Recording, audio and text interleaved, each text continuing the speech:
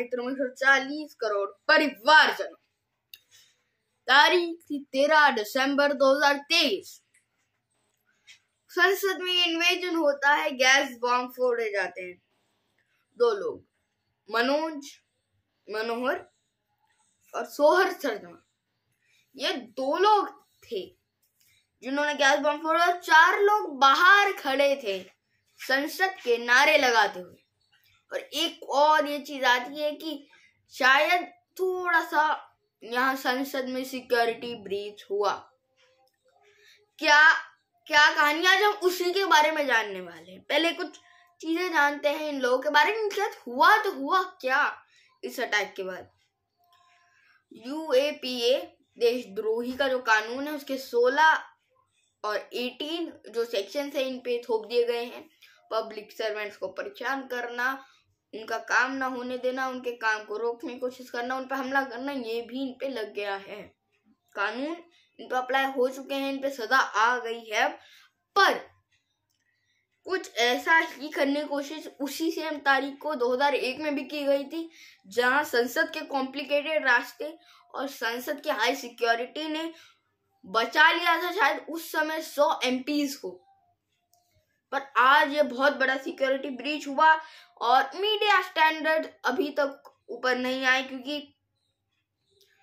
एक video viral हुआ संसद से, जहां एक गैस बॉम्ब के लिए लड़ाई चल रही है 2-3 रिपोर्टर्स के बीच में। अब टैंपरिंग ऑफ एविडेंस का केस इस पे भी बन सकता है।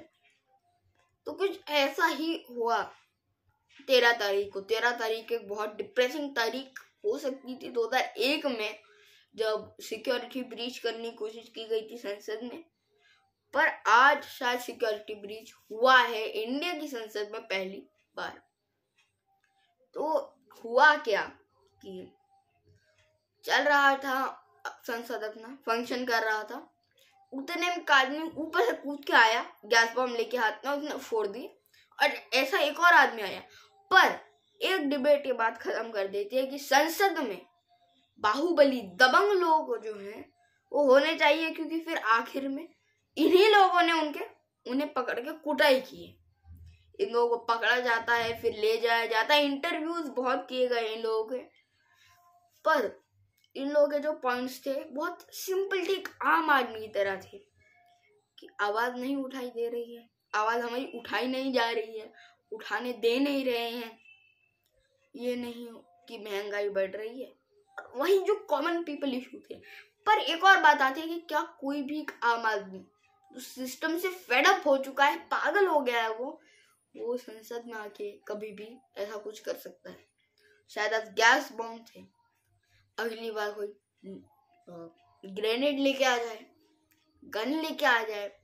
और आज का दिन जो इतना डिप्रेसिंग था 2001 में और तब से ये था, उस दिन संसद में सिक्योरिटी कम क्यों थी। और एक और बात रही कि जो खालिस्तान लीडर हैं, खालिस्तानी लोग हैं, उन्होंने तो पहले ही ये कह दिया हम ये कर देंगे, वो कर देंगे, संसद पे अटैक कर देंगे। पर तब भी संसद में सिक्योरिटी बढ़ाई नहीं गई। ऐसा क्यों हुआ? संसद की सिक्योरिटी आपकी फर्स्ट प्रायोरिटी होनी चाहिए जब भी वो फंक्शन करती है।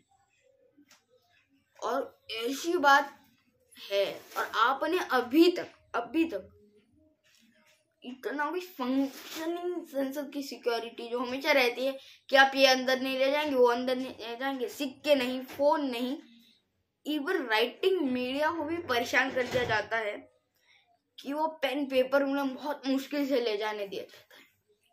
और ऐसी जब संसद की सिक्योरिटी है, तब आज ही क्यों, जिस दिन अटैक हुआ था संसद पे, आज ही उसी तारीख को संसद की सिक्योरिटी इतनी कम और इतनी लो लेवल की। संसद की सिक्योरिटी में एक बहुत बड़ा ब्रीच है। पर अब आते हैं जरा मीडिया की ओर। इंडियन मीडिया सटायर बन गई है इंडियन मीडिया की। कुछ ना कुछ ऐसा करना होता है जिससे लोगों को हंसी आ जाए। जैसे गैस बॉम्ब एक बहुत डेंजरस चीज हो सकती थी, उसके लिए उस एविडेंस है वो कि अटैक हुआ था, और उस पे रिपोर्टिंग चालू है। 2-3 रिपोर्टर्स भाग रहे हैं एक दूसरे में उस गैस बॉम्ब को छीनने के लिए। ना ही मीडिया ने परफॉर्म किया, ना ही सिक्योरिटी ने परफॉर्म किया। आखिर में जो मंत्री महोदय हैं उन्हें पकड़ना पड़ा, उन 2 इन्वेडर्स को, और बाहर के 4 इन्वेडर्स को पुलिस ने पकड़ा। तो ये जो है, एक तो ब्रीच हुई, और एक और बात समझ आएगी कि हम जो कहते थे नहीं इंडियन मीडिया के स्टैंडर्ड्स अभी ऐसे नहीं गए हैं, अब एक समझ आ गई है कि इंडियन मीडिया जो है उसके स्टैंडर्ड्स कुछ ज्यादा ही नीचे चले गए। संसद पर अटैक हुआ और ये तारीख याद रखी जाएगी 2001 की, जिस तरह रखी जाती है वो डिप्रेसिंग तारीख, इतनी डिप्रेसिंग तारीख रखी जाती है कि संसद पे हमला हुआ, वाइस प्रेसिडेंट की जो कॉन्वॉय था उसमें गाड़ियां ठुकी, फायरिंग हुई, पर तब भी इंडियन संसद जो थी उसने, वहां की सिक्योरिटी गार्ड्स, वहां की पुलिस, उन्होंने उसे डिफेंड कर लिया। पर आज कोई टेररिस्ट नहीं, 6 आम लोग घर पे बने हुए गैस बॉम्ब लेके पहुंच जाते हैं और आप उन्हें पकड़ तक नहीं पाते। और मीडिया स्टैंडर्ड्स की यहाँ पे बात अब खत्म हो चुकी है कि क्या इंडियन मीडिया वापस वहीं तक पहुंच पाएगा जहां तक वो पहले था। आज के लिए इतना ही दोस्तों। मैं कार्तिक देशमुख आपसे लेता हूँ विदा। जय हिंद, जय भारत।